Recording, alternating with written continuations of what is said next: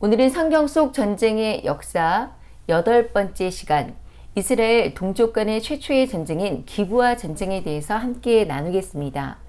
기브아 전쟁은 그 전쟁의 원인이 되는 레위인과 첩사건이 있는 사사기 19장에서 21장에 기록되어 있는데요. 이스라엘 11지파와 베냐민 지파 간의 전쟁입니다.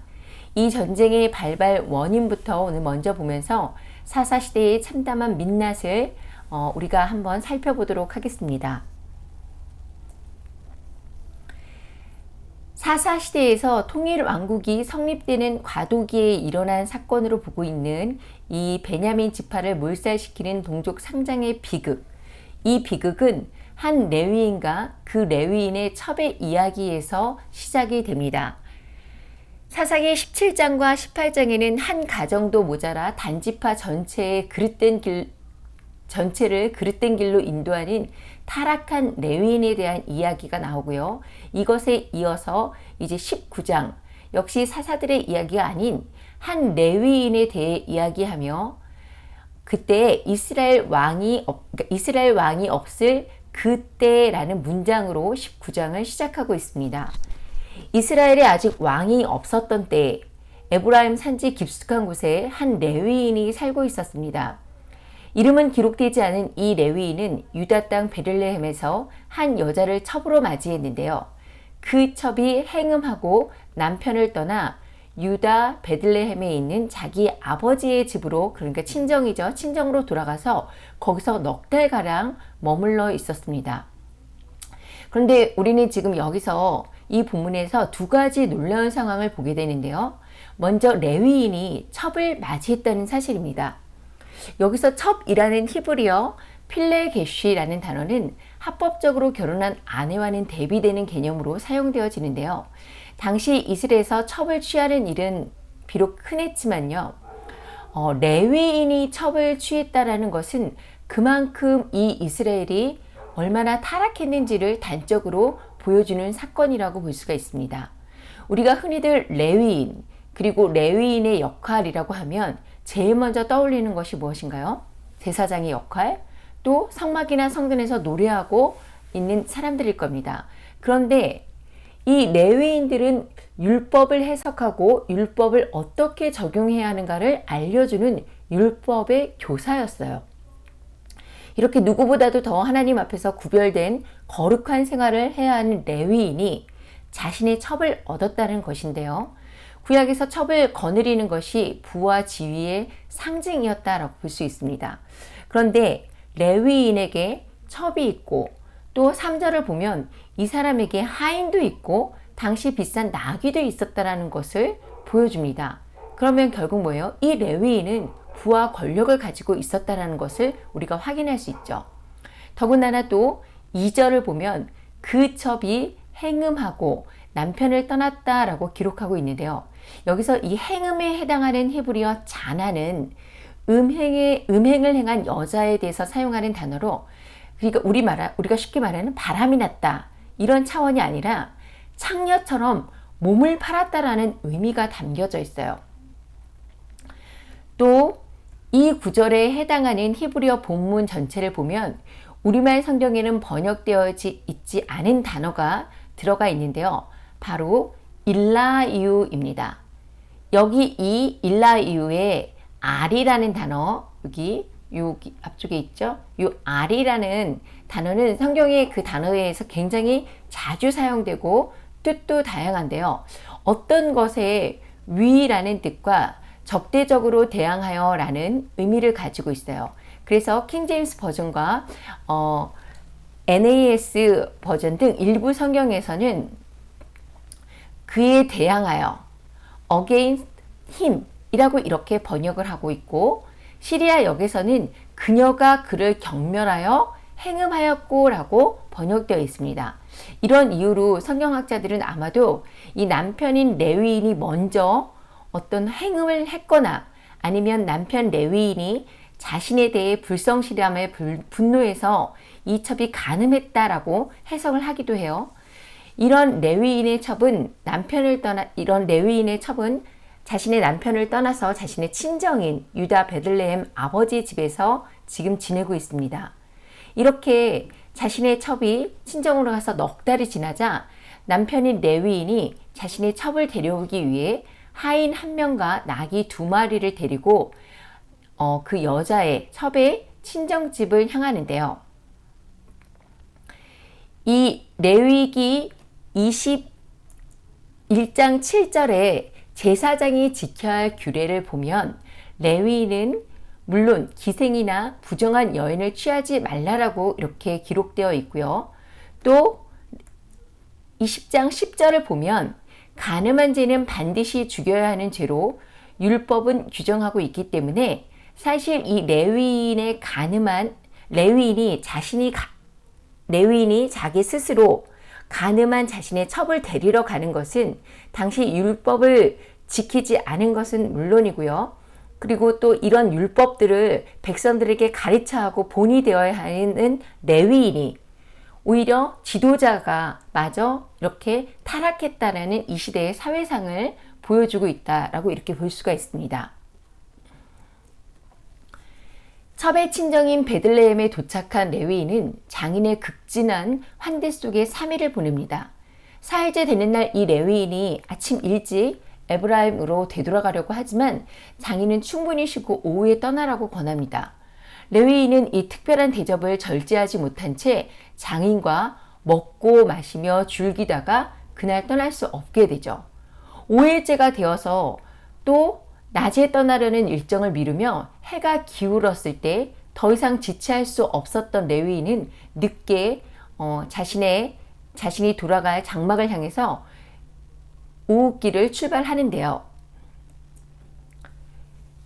그러니까 여부스, 우리는 이 여부스를 예루살렘으로 알지만 당시에는 이제 여부스였어요. 아직까지 정복을 제대로 하지 못했던 거죠. 그 여부스가 가까웠을 때 해가 지려고 하자 아무래도 이제 해가 지면 위험해질 수 있기 때문에 하인인 여부스 성읍에서 유숙하자고 묻지만 레위인이 이 종의 제안을 거절합니다. 그 이유는 여부스는 가나안 민족으로 이방 성읍이 아닌 그 베냐민 지파가 사는 기브아나 라마로 가는 것이 더 낫겠다는 것인데요. 여러분, 첩을 두는 것도 모자라 행음한 그 첩을 자기 곁에 둠으로 하나님의 율법을 지키지 않는 이 레위인은 이방인의 성읍이라며 멀리하는 것을 보면서 이 레위인의 모습이 좀 위선적으로 느껴지지 않나요? 어쩌면 이 레위인은 장인의 접대에 5일을 머물 정도로 대접받는 것에 익숙해 있어서 낯선 이방인들보다는 레위인인 자신을 더 융숭하게 대접할 자기 동족들에게 기대감을 가지고 해가 지려 하는데도 불구하고 여부스를 지나 기브아까지 나아가지는 않았을까요? 이런 레위인의 모습이 오늘 우리들의 그 신앙의 모습과도 닮아 있는데요. 목회자임에도 불구하고 잊을만 하면 터지는 교인들과의 불륜 뉴스, 또 하나님의 헌물인 성도들의 헌금이 자신들의 개인 재산인 양 소비하고 자신의 부를 축적시키는 목회자들, 이런 또 목회자들 뿐이 아니죠. 주일 교회에 나와서 너무나 거룩한 듯 앉아서 두 손을 모으지만 교회 밖으로 나오는 순간 세상 사람들과 똑같이 음란하고 자신의 이익을 위해서 세상 사람들보다도 더 셈이 빠른 우리들의 모습이 바로 지금 이 레위인의 모습과 결코 다르다고 할 수 없을 것입니다. 레위인의 뜻대로 레위인과 그 첩, 그리고 하인은 베냐민 지파의 땅 기브아에 도착했지만 이미 밤이 되었고 기브아 주민들은 성읍 넓은 거리에 앉아 유숙할 곳을 찾아 도움의 손길을 기다리는 레위인의 일행을 못 본 채 합니다. 그런데 성경은 뭐예요? 신명기 10장 19절 보면 너희는 나그네를 사랑하라. 전에 너희도 애굽 땅에서 나그네가 되었습니다. 라고 이렇게 말하고 있죠. 당시에는 손님들에게 친절을 베푸는 것이 이 레위기의 그 신명기의 말씀에서 뿐만이 아니라 고대 근동 지역의 풍습이고 이것이 의무였어요. 그런데도 불구하고 이렇게 기브아 사람들이 밤이 늦어 머물 곳이 없는 나그네들을 철저히 무시하고 있다는 것은 당시 이 베냐민에 속한 기브아 지역의 사람들도 하나님의 율법을 무시하고 사회적 윤리나 미덕도 무너진 상황이라는 것을 보여주고 있습니다. 아이러니하게 이런 백성들에게 율법을 가르치고 스스로 율법을 지켜 거룩함으로 모범을 보여야 할 사람이 바로 레위인이었는데, 이 레위인이 율법을 제대로 가르치지 못했기 때문에 결국 자신이 이런 상황에 처해지는 거죠. 그런데 이런 것을 생각하지 않습니다.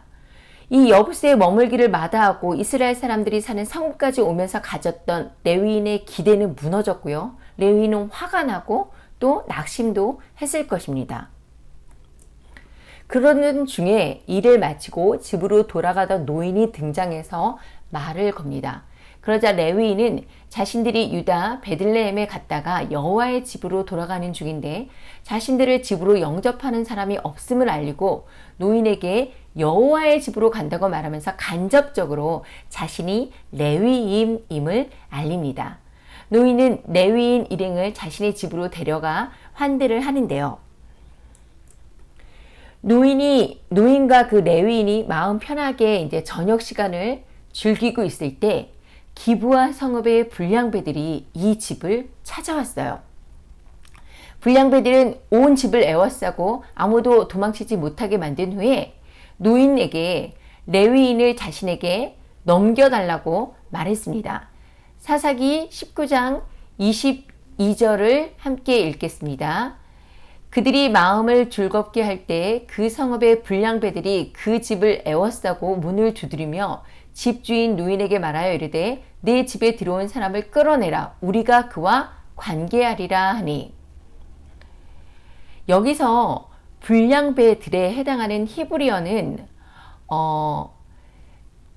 베네 벨리야얄입니다. 베네 벨리야얄. 이 베네 벨리야얄이라는 말은 벨리알의 자손들이라는 뜻인데요. 벨리알이라는 것은 악한, 비열함, 파괴, 파멸, 악한 자, 그리고 파괴자라는 그런 뜻을 가지고 있어요.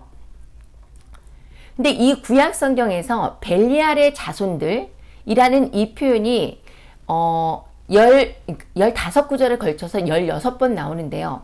이 벨리알의 자손들이라는 표현은 킹 제임스 성경에는 그대로 보존되어 있지만 다른 번역본들에는 불량배, 잡류, 폐류나 나쁜 사람, 쓸모없는 인간, 비류, 무례배, 무례한, 못된 녀석, 사악한 자, 악당 등으로 이렇게 번역이 되어 있습니다. 그래서 이런 구절들을 읽으면 벨리알의 아들들이 단순히 그냥 불량배들, 악한 사람들, 이런 사람들을 가리키거나 사악한 자 정도라고 우리가 생각을 할 수가 있어요. 그런데 우리가 알아야 할 것은 첫 번째 성경에 나오는 악한 자들이 모두 벨리알의 자손들로 불리지 않았다라는 거예요. 이것은 벨리알의 자손들과 악한 자들이 동의어가 전혀 아니라는 것을 보여주고 있습니다. 또 둘째로 이 구절들에 나오는 이 벨리알의 아들들은 단순히 인간적인 기준으로 볼 때 부도덕하고 행실이 나쁜 사람들을 말하는 것이 아니라 우상숭배, 남색, 술취함, 거짓 증언, 하나님께서 세우신 건의를 거부하는 것 등 이 하나님에 대해서 반역하는 마귀의 자식들을 가리키고 있어요. 그러니까 단순히 악한 자가 아니라는 거예요. 마귀의 자식들이라는 거예요. 그래서 유대인의 전승이나 외경을 보면 이 벨리알은 세상의 군주, 사악하고 음란한 왕, 그러니까 사악하고 음란한 악마, 거짓의 왕 등으로 이렇게 나타나 있습니다.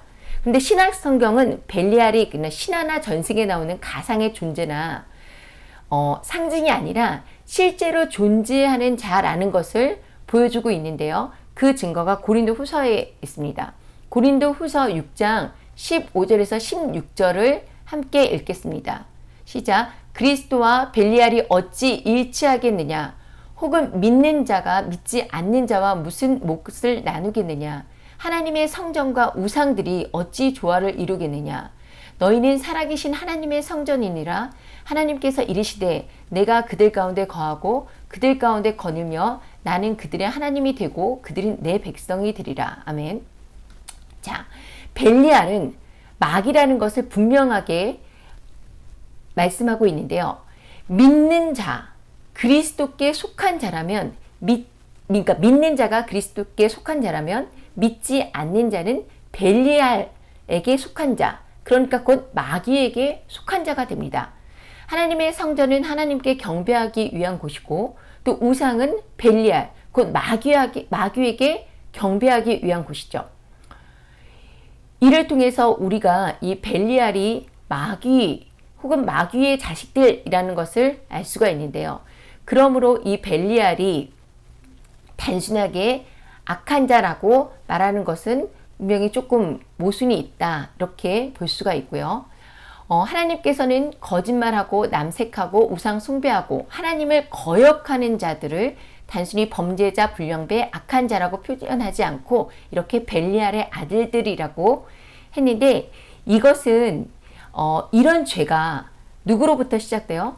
바로 사탄 마귀부터 시작되었고, 죄를 짓는 자는 마귀를, 사탄을 따라가는 자요, 마귀에 속한 자요, 마귀와 함께 영원히 멸망의 형벌을 받게 될 자라는 것을 분명하게 말씀하고 계신 것이라는 것을 우리가 깨달아야 할 것입니다.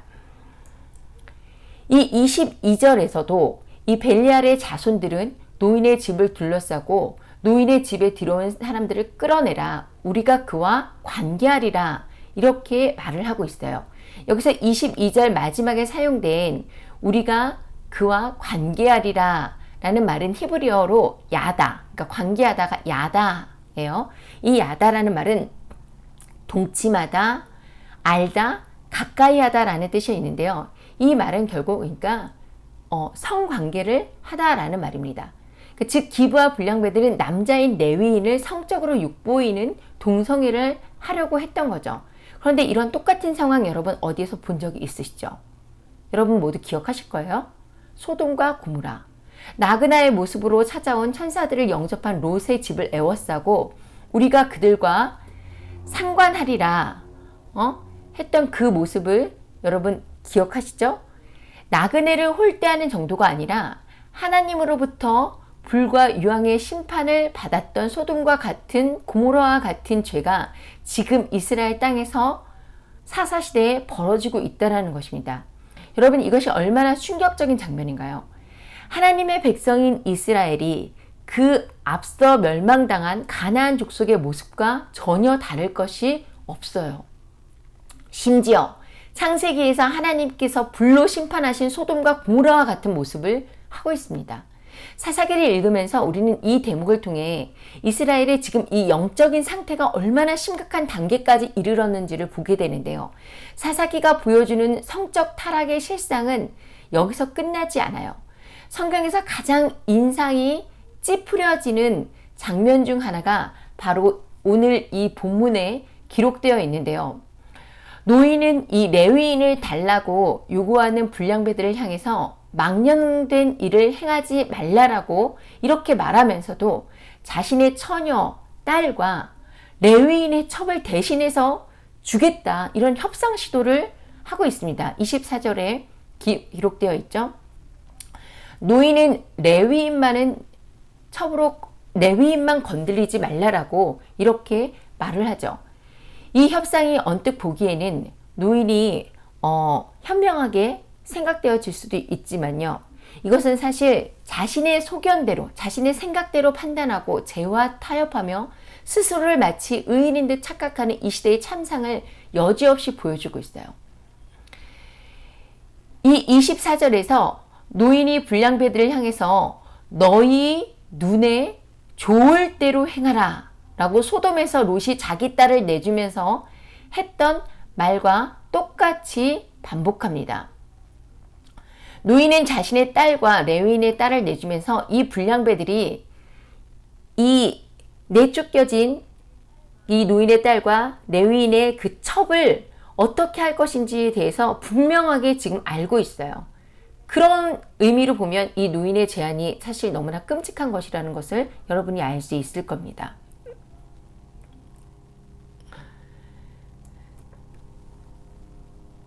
우리가 이 노인의 청을 듣지 알자 눈치 빠른 레위인은 자신의 첩을 붙잡아서 밖으로 끌어내었습니다. 자신의 첩을 붙잡아서 레위인에게 그 불량배들에게 내어내준 거죠. 이 여인이 집 밖으로 내보내질 때 얼마나 비명을 지르며 살려달라고 하지 않았을까요? 레위인의 첩은 불량배들에게 붙들려 밤을 새도록 윤관당하고 새벽에야 풀려났고, 필사적으로 남편이 있는 집을 향하지만 문을 열지 못한 채 쓰러져 죽게 되었습니다. 문 밖의 상황이 무심했던 이 레위인은 일찍 일어나서 떠나고자 문을 열었을 때 자신의 첩이 문 앞에 엎드려져 있는 것을 보게 됩니다.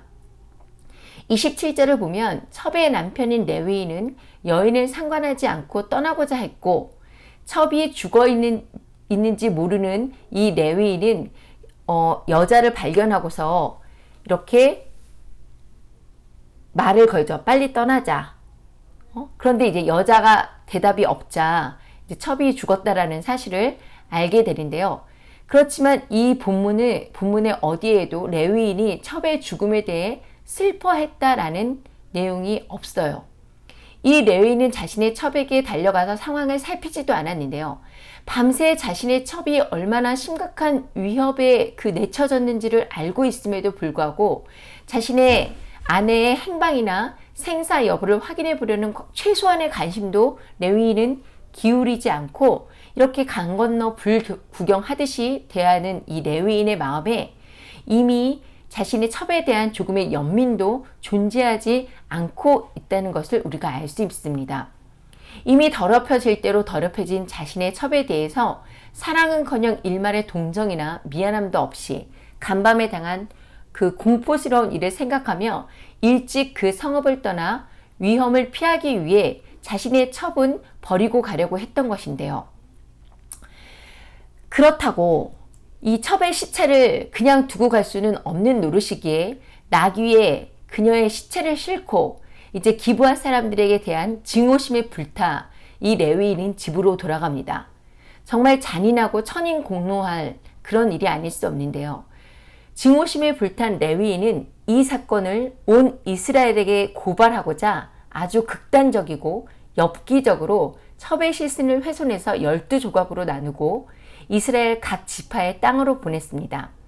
자신을 대신해서 쫓겨나 능욕당하고 죽은 첩을 향한 사랑은 물론 일말의 그 시신에 대한 예의나 존중도 찾아볼 수가 없어요. 당시에 그 군대를 소집하기 위해서 짐승의 사체를 나눠서 보내지는 고대 근동의 풍습이 있었습니다. 군대의 소집에 응하지 않는 자는 누구든지 이 짐승의 사체와 같이 될 것이다 라는 의미를 담고 있죠. 하지만 이스라엘 백성들은 짐승의 사체가 아닌 사람의 토막난 시체를 받았으니 얼마나 놀랬고, 결국 이 일로 인해서 이스라엘 백성 전체가 모이게 되는데요. 이것은 단지 기브아의 만행을 보고하는 차원이 아니라 레위인 속에 내재되어 있는 분노를 이 조각난 시신을 통해서 표현을 한 것이에요. 죽음에 이른 첩에게 고마워하거나 미안해하는 모습을 전혀 찾아볼 수가 없고요. 어쩌면 이 레위인은 바람난 첩을 사랑해서가 아니라 이런 첩을 징계하기 위해서 베들레헴에 가서 데려오고자 한 것은 아닐까 하는 이런 의심마저 갖게 되는데요. 이 레위인은 너무나 잔악한 행위를 벌이고 있고요. 이로 인해서 이스라엘은 무서운 복수의 칼날이 난무하게 되는 그런 파국을 맞이하게 되죠. 훼손된 시신과 사건을 알게 된 이스라엘 지파들은 이 일이 너무 끔찍하고 출애굽한 일에 이런 극악무도한 사건이 없었다라는 것에 의견의 일치를 보입니다. 그리고 이 문제를 어떻게 할 것인가에 대해 상의하고자 미스바에 모이는데요. 이스라엘 백성들은 이 경악스러운 일이 무슨 일인가 하는 것을 알아보기 위해 이스라엘의 모든 지파의 백성들이 쏟아져 나왔습니다.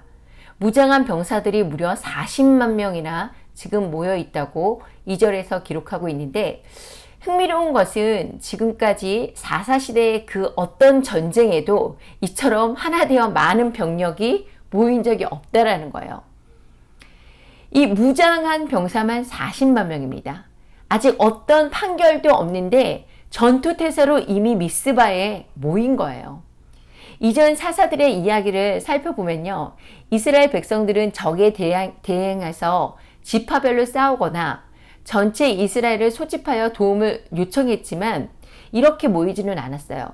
여러분 지난 시간에 봤던 우리가 그 드보라의 다볼산 전투, 이 다볼산 전투에서도 그 드보라의 경우 그 소집에 응하지 않은 지파 명단이 그 사사기 5장에 기록되어 있죠.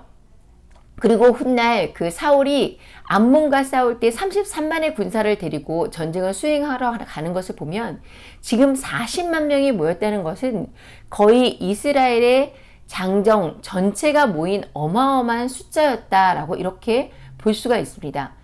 이렇게 모인 각 이스라엘 지파의 그 지도자들, 군대를 이끌 수 있는 권한을 가진 사람들이 미스바에 모여서 5절 이제 회의를 하는데요.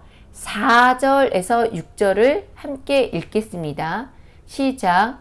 레위 사람 곧 죽임을 당한 여인의 남편이 대답하여 이르되 내 첩과 더불어 베냐민에 속한 기브아에 유숙하러 갔더니 기브아 사람들이 나를 치러 일어나서 밤에 내가 묵고 있던 집을 에워싸고 나를 죽이려 하고 내 첩을 욕보여 그를 죽게 한지라.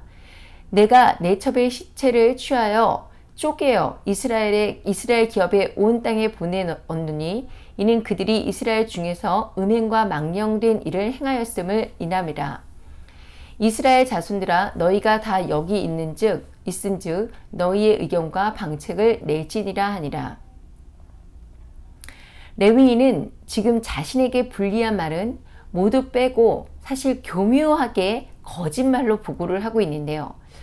먼저 노인의 집에 온 기브아의 불량배들은 레위인을 강간하려고 했는데 자신을 죽이려 했다라고 말함으로써 그들의 죄가 강간죄가 아니라 살인죄에 해당되는 것처럼 부풀려서 고발을 합니다. 또 첩을 욕보였고 그 결과 그녀가 죽은 것은 사실이지만요.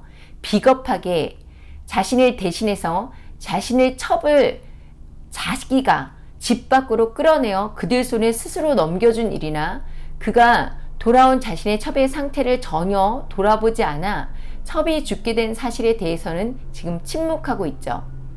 그리고 기브아 불량배들이 아닌 기브아 사람들이라고 말하면서 기브아 주민 전체가 이런 일을 벌인 것 같은 인상을 주는 것처럼 보여지기도 하는데요.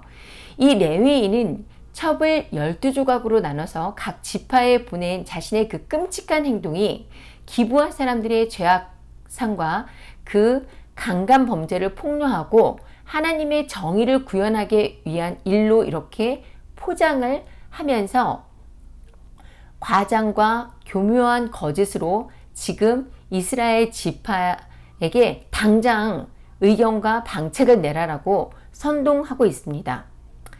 여러분 군중심리, 이 군중심리란 많은 사람들이 모였을 때 자제력을 잃고 쉽사리 흥분하거나 다른 사람의 언동에 따라 움직이는 일시적이고 특수한 심리 상태를 가리키는데요.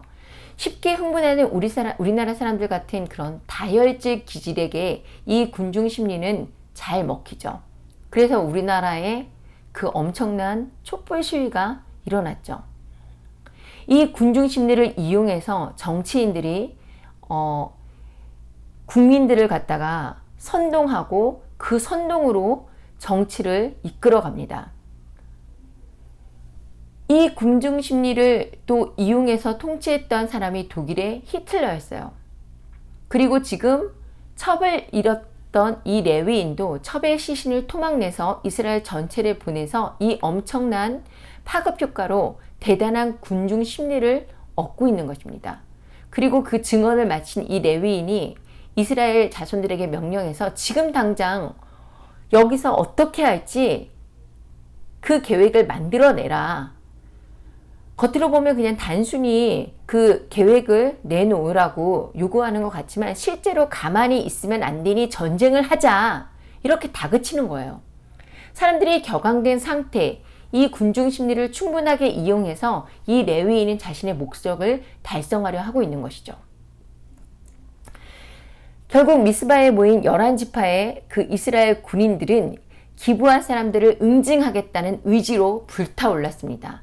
그들은 베냐민 지파에게 사람을 보내서 기브아의 문제의 그 불량배들을 처벌하도록 넘길 것을 요구하지만 또 베냐민 지파는 그 요구를 들을 생각도 없었고 오직 자기 도성 기브아를 위해서 동족들과의 전쟁을 불사하겠다라는 태도를 보여줘요. 이미 그 미스바에 모였을 때 군인들이 모였기 때문에 이런 사실이 이제 베냐민 지파로서는 거슬렸겠죠. 이들이 자신들과 전쟁을 하려 한다라고 이미 판단을 했던 것으로 보여집니다. 결국 이 레위인과 이 첩사건은 이스라엘 최초의 내전이라는 거대한 전쟁이 되어버리는데요. 40만 이스라엘 연합군대냐, 또 베냐민 2만 6천, 그리고 기브아 700명. 이 전쟁의 숫자만 봐도 13배, 15배 정도 이렇게 큰 차이가 나는 전쟁. 그냥 봐도 싸움이 안 될 것 같은 전쟁인데 왜 베냐민이 이렇게 무모하게 이스라엘과 싸우려고 할까요? 베냐민 지역에서 벌어진 일인데 베냐민이 사실을 제대로 파악하고 이 악을 바로 잡아야 되는 것이 맞지 않을까요? 베냐민은 그런데 왜 이런 결정을 했을까? 무엇을 위해 베냐민 지파는 지금 이 무엇을 위해 이 일을 결정을 했나요? 자기 사람을 위해서 결정합니다. 그리고 자기의 판단대로 결정을 합니다. 자기 생각대로 결정하고 있어요. 여러분, 자기 사람이면 다른 기준으로 사실 판단을 해야 돼요. 죄에 대해서 용납을 하고 있어요. 지금 자기 사람, 내 사람, 자기 지파, 자기 가족이면 정해진 율법이나 규례, 어떤 합당한 판단을 하지 않는 경우가 많습니다. 혈연을 우선시하고 친족을 중요하게 생각하는 마음이죠. 그런 마음 자체는 어떻게 보면 인간적으로 볼 때 너무나 당연한 마음이에요. 팔이 안으로 굽는다고 하잖아요. 하지만 이런 마음이 정당한 다른 기준을 넘어서게 될 때, 가족을 아끼는 마음이 하나님의 공의를 벗어나게 될 때 여기에 문제가 생겨요. 그래서 자기 가족을 위해 불법을 행하고 자기 사람의 죄는 눈 감아주게 됩니다. 이런 일이 요즘에도 계속 뉴스에 나오는 일이에요. 또 옳고 그름을 정직하게 판단하지 않죠. 결국 이 베냐민 지파가 이제 돌이킬 수 없는 방향으로, 이 전쟁의 방향으로 나아가는데, 이 판단 때문에 동족 간의 피 흘리는 전쟁을 피할 수 없게 됐습니다. 두 진영이 지금 있어요. 그 행한 일을 심판하기 위해서 일어선 이스라엘 연합군과 죄를 범한 자기 사람을 지키려는 베냐민 지파와의 전쟁이 지금 시작됩니다. 사사기 20장 18절에서 21절을 함께 읽도록 하겠습니다. 이스라엘 자손이 일어나 베델에 올라가서 하나님께 여쭈어 이르되 우리 중에 누가 먼저 올라가서 베냐민 자손과 싸우리이까 하니 여호와께서 말씀하시되 유다가 먼저 갈지니라 하시니라. 이스라엘 자손이 아침에 일어나 기브아를 대하여 진을 치니라. 이스라엘 사람이 나아가 베냐민과 싸우려고 전열을 갖추고 기브아에서 그들과 싸우고자 하매 베냐민 자손이 기브아에 나와서 당일에 이스라엘 사람 2만 2천 명을 땅에 엎어뜨렸으나, 자, 지금 이스라엘 연합군은 베냐민 지파를 치기 위해 전쟁을 결정하라고 베델로 올라가서 하나님께 묻습니다. 하나님, 누가 먼저 올라가서 베냐민 지파와 싸울까요? 하나님은 유다가 먼저 가라고 이렇게 말씀하시는데요. 하나님이 응답했으니까 응답하셨습니다. 분명히. 당연히 이 전쟁의 승리 이스라엘 연합군은 믿었습니다. 그런데 결과는요. 이스라엘 사람 2만 2천 명이 땅에 엎어졌다라고 이렇게 말씀하십니다. 이스라엘 연합군의 패배예요. 이스라엘 군대가 다시 전열을 갖추고 22절에서 25절을 보면 다시 전열을 갖추고 울며 여호와께 다시 나아가서 베냐민 자손과 싸우리까, 내 형제 베냐민 자손과 싸우리까 묻습니다. 여호와 하나님은 올라가서 치라고 말씀하셨어요. 그런데 결과가 또 뭐예요? 패배예요. 여러분, 이상하지 않나요? 분명히 이스라엘 군대는 엄청난 수적 우세를 가지고 하나님께 묻고 있고 하나님의 지시대로 나가서 싸웠는데 왜 두 번이나 패배를 하나요?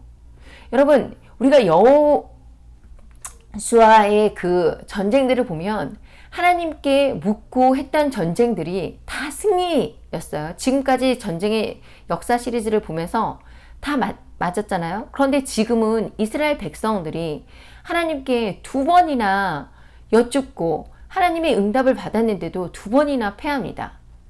왜 그랬을까요?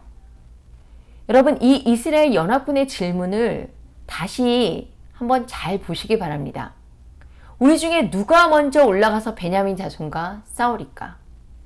이스라엘 연합군은 하나님께 이 전쟁을 할 것인가 말 것인가 묻기 전에 이미 자신들이 스스로 이 전쟁을 하겠다고 결정을 했습니다. 이 전쟁이 과연 합당한 전쟁인지, 하나님이 이 전쟁을 원하시는지, 베냐민과 싸우는 것이 옳은 것인지, 전쟁에 대한 하나님의 뜻을 구하는 질문이 없어요. 이미 자신들의 막강한 군사력으로 베냐민 지파와 싸울 것을 결정하고 단순히 하나님께 누가 먼저 싸우러 나갈 것인지를 묻고 있는데요. 그들은 엄청난 숫자적인 우위에 자만심이 넘쳤습니다. 그래서 싸우기만 하면 반드시 승리할 것처럼 착각을 하고 있죠. 그들에게는 하나님의 도우심도 필요 없고 하나님의 생각도 필요가 없습니다. 다만 하나님께 구하는 형식만 취하고 있어요. 그리고 결과는 대참패죠. 그들의 교만은 가나안 정복대의 아이성 전투, 첫 번째 그 아이성 전투와 똑같은 일을 반복하고 재현하고 있는데요. 베냐민 지파의 전투에서 크게 패한 이 이스라엘 연합군은 23절에 내가 다시 나아가서 내 형제 베냐민 자손과 싸우리까? 라고 묻습니다. 두 번째 질문을 보면 첫 번째 질문과는 조금 차이가 있어요. 18절에서는 단순히 베냐민 자손이라고 불렀는데 이번에는 내 형제 베냐민 자손이라고 호칭이 바뀌었습니다. 그런데 이들은 이 첫 번째에서 패한 뒤에 패배의 원인이 형제와 싸운 거에 대한 하나님의 징계라고 생각하고 있는 것 같아요. 그래서 이제 내 형제 베냐민 자손과 싸우리까? 이렇게 얘기를 하고 있죠. 물론 이스라엘 12지파는 언약 공동체이자 운명 공동체였습니다. 이들의 전쟁의 대상은 사실 같은 그 운명 공동체인 다른 지파들이 아니고요. 하나님의 언약을 지키면서 하나님께서 명령하신 가나안 족속들이 전쟁의 대상들이었고 또 그들을 위협하는 주변의 강대국들이었어요.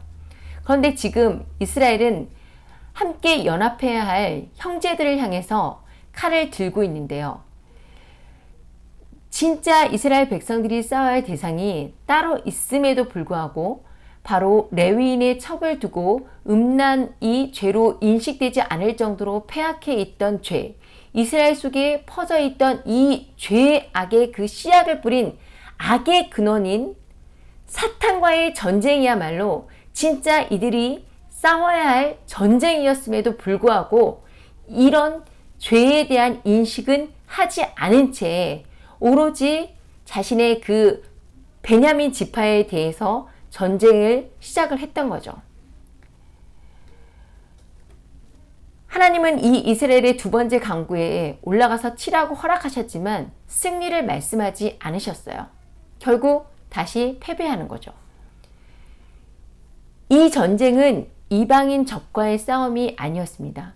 형제인 베냐민 자손과의 싸움이었고 그것은 곧 이스라엘 자신의 문제고 아픔이고 고통이었다라는 거예요.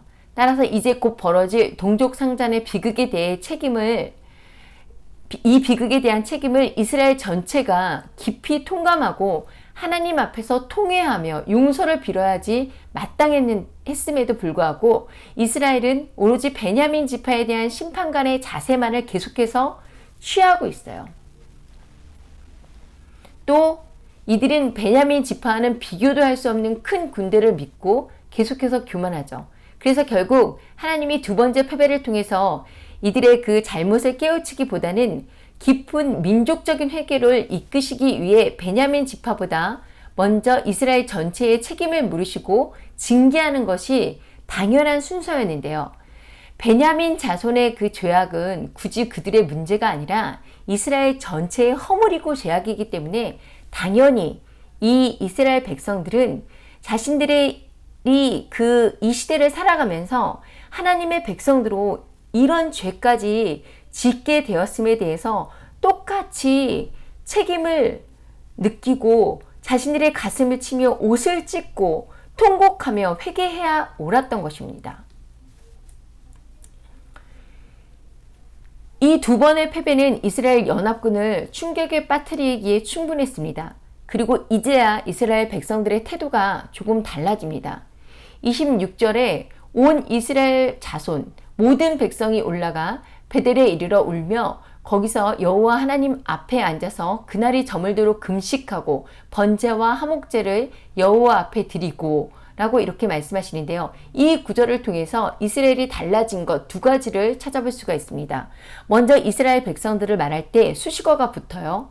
온 이스라엘 자손, 그러니까 모든 백성이라고 기록되어 있어요. 그동안은 이스라엘 자손이라고만 언급되어 있는데 이제는 온 이스라엘 모든 백성들이 하나님 앞에 나왔다라는 것을 알 수가 있고요. 또 한 가지 달라진 것은 이스라엘이 이번에는 먼저 금식하며 제사를 드린다는 것입니다. 이스라엘의 태도가 달라졌어요. 두 번의 그 패배를 경험하고 나서야 이스라엘이 이스라엘다운 모습으로 하나님 앞에 낮아져서 하나님의 뜻을 구하며 다시 하나님께 질문을 합니다. 우리가 다시 나아가 내 형제 베냐민 자손과 싸우리까 말리까? 질문이 달라졌죠. 싸우리까 말리까? 전쟁 자체에 대한 질문이 담겨져 있습니다. 두 번의 패배 전에는 이런 질문이 없었어요. 자신들이 하는 일이 옳다고 생각했습니다. 이스라엘 중에 이런 죄악을 용납할 수 없다고 생각했고 그들을 심판하는 것이 공의라고 생각했어요. 하지만 거듭되는 패배로 다시 생각하게 됩니다. 이것이 합당한 일인가요? 하나님 이 일을 기뻐하시는 일인가요? 이 전쟁이 하나님의 뜻인가요? 전쟁에 싸우리까 말리까? 그리고 하나님이 응답하십니다. 올라가라. 내일은 내가 그를 내 손에 넘겨주리라. 하나님이 이번에는 승리를 약속하십니다. 그리고 이어진 본문에는 이스라엘이 승리하는 장면이 자세하게 기록됩니다. 하나님이 허락하신 승리가 실제로 어떻게 이루어지는지를 이 본문들을 통해서 우리가 알 수가 있는데요. 여호수아가 아이성을 점령할 때와 마찬가지로 유인과 매복이라는 치밀한 전략으로 이스라엘 연합군은 승리를 했고 이날 전장에서 죽은 베냐민 사람들은 무려 25,100명이었다라고 성경은 기록하고 있습니다. 잘 싸우던 베냐민이 왜 패배했을까요? 이스라엘이 정신을 차리고 전략을 세워서 제대로 싸웠기 때문인가요? 아니요. 이 패배에 대해서 성경은 35절에 이렇게 기록을 합니다. 여호와께서 이스라엘 앞에서 베냐민을 치심에 결국 베냐민을 치신 것은 하나님이셨습니다. 하나님은 이스라엘을 사용하셔서 베냐민을 심판하셨고 베냐민뿐만 아니라 베냐민을 치기 위해 모였던 이스라엘도 두 번의 패배를 허락하시면서 그들을 일깨우고자 하셨습니다. 베냐민 지파 처음 그 전쟁에 참여했던 인원이 26,000명, 그리고 기브아 주민, 그 왼손 물맷돌을 잘 쓰는 기브아 주민 700명, 그러니까 합쳐서 26,700명 중에서 최후로 살아남은 사람은 600명 정도였어요. 이렇게 한 지파의 남성들이 거의 사라질 지경이 되었습니다. 그리고 이스라엘 자손들의 그 전쟁은 기브아 성읍을 정복하고 베냐민 군사를 거의 몰살시키는데 그치지 않았고요. 48절을 보면 이스라엘 사람들이 베냐민 자손에게 돌아와서 온 성읍과 가축과 만나는 자들을 다 칼날로 치고 닥치는 성읍은 모두 다 불살랐더라. 그러니까 베냐민 지경에 있는 모든 성읍들을 전부 불태우고 모든 짐승들과 사람들을 죽였어요. 지금 베냐민에 대한 이스라엘의 공격은 도를 넘었고요. 이스라엘의 징계를 행하는 것이 아니라 가나안 족속을 진멸할 때처럼 지금 베냐민을 진멸하기 위한 행동을 하고 있습니다. 그런데 앞에서 하나님께서 이스라엘에게 베냐민을 치라고 허락은 하셨지만 베냐민 지파를 진멸하라고 명령하지는 않으셨거든요. 이스라엘도 처음에는 기브아의 불량배들만 죽이려고 했지만 베냐민이 거절하자 분노에 차서 자신들의 감정대로 전쟁을 선포했고, 막상 군사적 우위에도 불구하고 2번이나 패배하자 사실 이 하나님 앞에 울며 무릎을 꿇었지만 이 마음의 분노는 더 커졌습니다. 그렇기 때문에 이 분노가 더해져서 베냐민 지파가 헤렘, 그러니까 진멸의 대상이 아니죠. 그런데 헤렘이 대상인 가나안 족속을 멸절하듯이 잔인하게 자신의 형제인 그 베냐민 지파를 지금 멸절했는데요. 이런 어리석은 행동과 그 미스바에서 한 경솔한 맹세로 인해서 이스라엘 12지파가 이제 그 중에서 11지파가 없어지는 위기를 맞이하게 됩니다. 예기치 못한 난관에 이스라엘 백성들은 베렐에서 하나님을 찾습니다. 베렐에서 저녁까지 하나님 앞에 앉아 목소리 높여 통곡해요. 하지만 이 통곡은 회개의 눈물이 아니었는데요. 3절을 보면 그들은 자신들의 행동에 대해 하나님께 이스라엘의 하나님 여호와여, 오늘날 이스라엘 중에 어찌하여 한 지파가 없어지게 하시나이까. 이스라엘은 지금 자신들의 잘못을 하나님께 돌리고 있는데요. 그 이스라엘은 베냐민과의 그 싸움에서 2번 패배했을 때도 베렐에 올라가서 눈물을 흘렸죠. 이 역시 회개의 눈물이 아니라 사실 자세히 보면 원망의 눈물이었습니다. 원래 베냐민 지파를 치는 계획은 그들이 자신들의 그 눈에 옳다고 여겨 세운 계획이었고, 하나님을 졸라서 허락을 받은 것이었어요. 하나님께서는 이스라엘에게 베냐민 지파를 진멸하라고 명령하지 않으셨죠. 하나님이 그 이스라엘에게 이런 명령을 하지 않으셨는데도 자신의 분노, 자신의 감정대로 베냐민 지파를 멸절해 놓고, 지금 이들은 하나님께서 자신들의 기도에 응답한 결과로 이스라엘 지파 중 하나가 없어졌다면서 모든 화살을 하나님께 돌리고 있는 거예요. 그리고는 자신들이 딸을 베냐민 지파에 주지 않겠다고 한 서원을 어기지 않으면서 그들에게 남겨진 베냐민 도망간 자 600명에게 자식을 낳을 수 있는 여인을 공급할 궁리를 합니다. 이때 그 이스라엘 자손들에게 한 가지 방책이 떠올랐어요.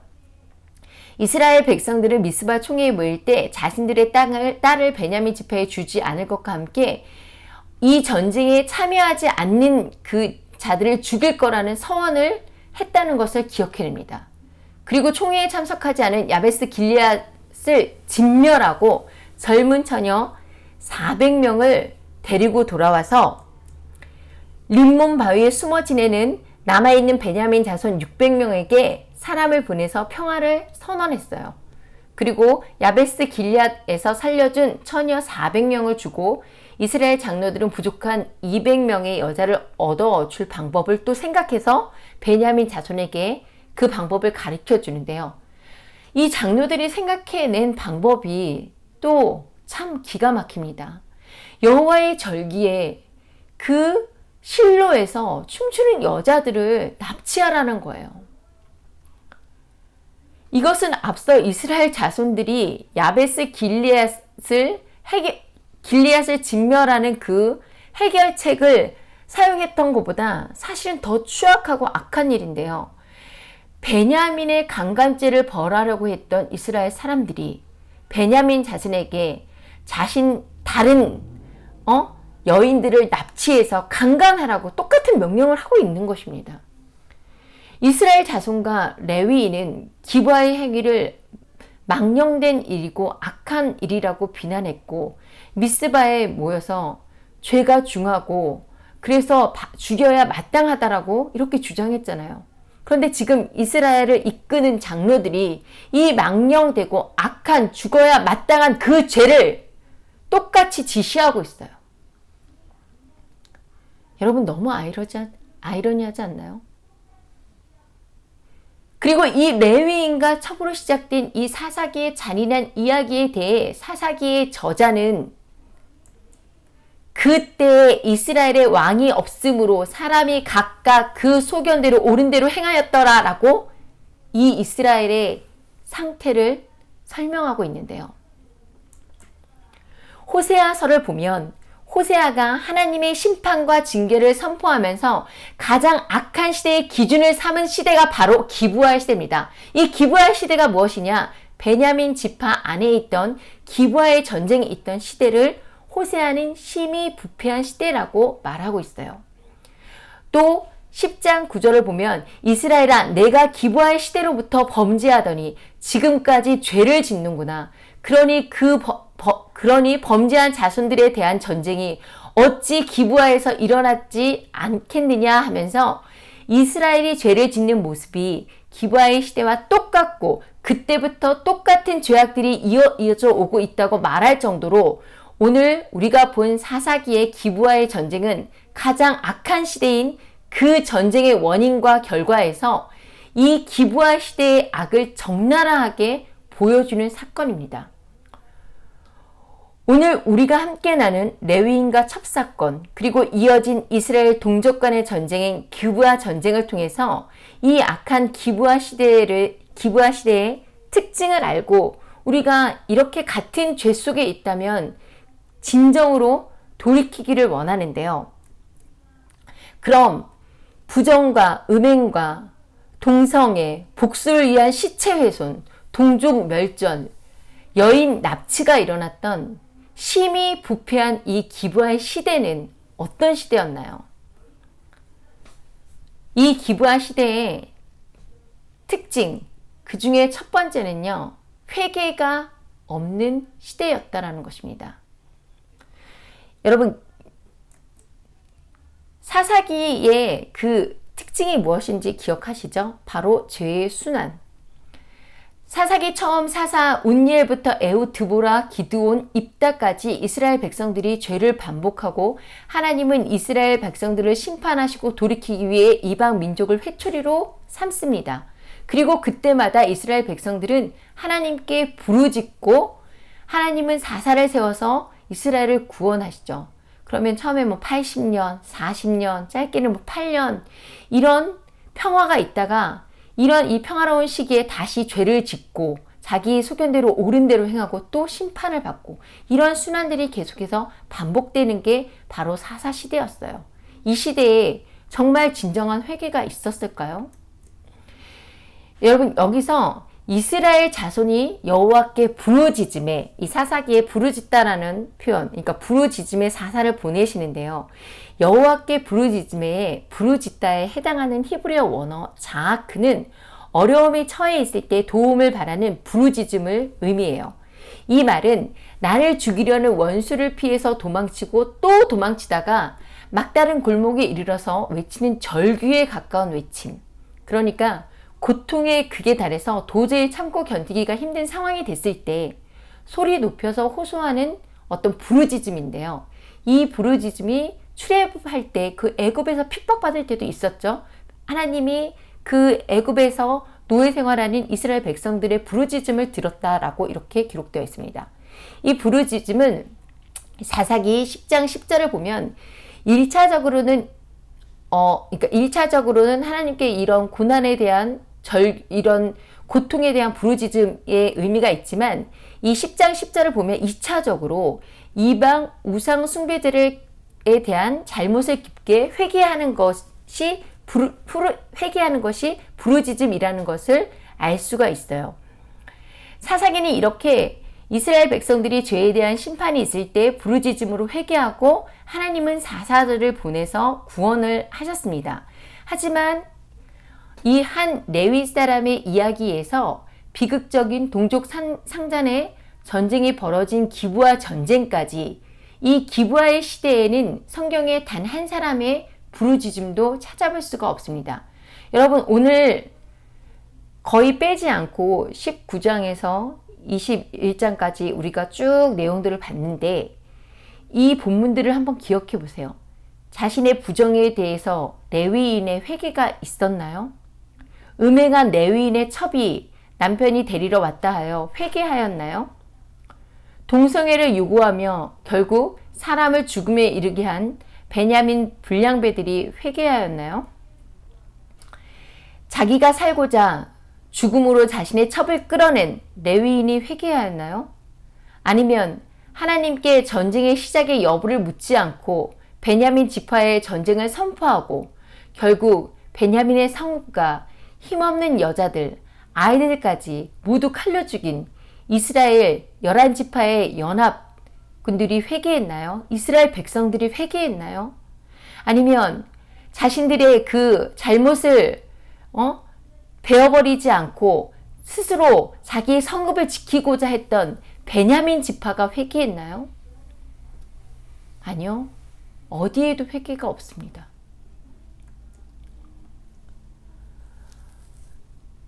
아니 목사님, 이스라엘 연합군이 베냐민 지파에게 2번 패하고 또 전쟁 이후에 베냐민 지파가 없어질 위기에 놓였을 때 이스라엘 백성들이 울며 회개하지 않았나요? 이렇게 질문하실 수 있어요. 그런데 이 두 본문에 사용된 그 울다, 울며라는 그 동사 히브리어는 부르짖다의 그 자카드가 아니라 히브리어 바카가 사용되어져 있습니다. 바카라는 뜻은 울다라는 뜻인데 일반적으로 비통과 애통을 말해요. 그러니까 이때 이스라엘 백성들이 통곡에 회개는 없었어요. 그 증거로 히브리 원어뿐만이 아니라 이스라엘 백성들이 베냐민 족속 중 칼을 뺀 자들과의 전쟁에서 그치지 않고 하나님의 명령 없이 베냐민 성읍을 마치 가나안 족속을 멸하듯이 진멸했다라는 것이고요. 또 뒤늦게 자신들의 잘못으로 인해 한 지파가 거의 없어질 위기에 처했을 때 하나님 앞에 통곡 이렇게 울면서도 이스라엘의 하나님이여 어찌하여 이스라엘에 이런 일이 생겨서 오늘 이스라엘 중에 한 지파가 없어지게 하시나이까라며 마치 이 모든 것이 하나님 탓인 양 하나님을 원망하고 있다는 것입니다. 또 자신들의 과실을 덮기 위해서 또다시 자신들의 형제인 길르앗 야베스를 진멸하고 그 땅을 진멸하고 그 여인들을 납치할 것을 명령하죠. 이 기브온 시대에 음행을 저지른 그 베냐민에게 분노하고 죗값을 묻고자 했던 이스라엘 백성들은 잔인한 레위인과 베냐민 불량배들과 똑같은 죄를 반복하고 있습니다. 여러분, 하나님은요, 우리가 우는 것, 통곡하는 것, 단순히 이것을 기다리시는 게 아닙니다. 하나님은 통곡이 아닌 회개를 기다리십니다. 계시록을 보면 에베소 교회에 처음 사랑을 버렸다라고 말씀하시죠. 제가 계시록을 보면서 이 처음 사랑이 무엇일까 묵상을 하게 되었는데요. 저의 신앙을 돌이켜보면 나의 죄 때문에 예수님이 나의 죄를 대신해서 십자가에 피 흘리셨다라는 것을 그냥 머리로가 아니라 가슴으로 확 깨달은 어떤 날, 그때는 교회 처음 간 날이 아니었어요. 교회 예배에 계속 참석을 하고 있었던 나름대로는 예수님을 영접했다라고 생각하고 있었던, 나는 구원받았다라고 생각하고 있었던 교회를 다니기 시작한 한 1년 정도가 지난 시기였는데 어느 날 예배 가운데 예수님이 나 대신 나 때문에, 다른 사람이 아니라 나의 죄 때문에 십자가에서 돌아가셨다라는 그 사실이 정말 가슴으로 내 온몸으로 느껴져서 한없이 울게 됐습니다. 그때 그 눈물과 함께 예수님에 대한 너무나 그 감사함과 뜨거운 사랑이 저의 온 마음에서 넘쳐났어요. 그게 저의 처음 사랑이었습니다. 내가 죄인인 것을 인정하고 나의 죄에 대한 회개가 진정으로 있을 때 예수님의 그 십자가 보혈, 그 뜨거운 사랑이 저의 온몸을 전율하게 했던 그 기억이 지금도 생생하고 그때 생각을 하면 눈물이 나는데요. 이 에베소 교회를 향해서 하신 말씀처럼 처음 사랑은 우리의 죄 때문에 십자가에서 피 흘리신 예수 그리스도 자체고, 진정한 회개가 없다면 구원에 이르지 못한다는 것을 여러분이 꼭 기억하시기를 바랍니다.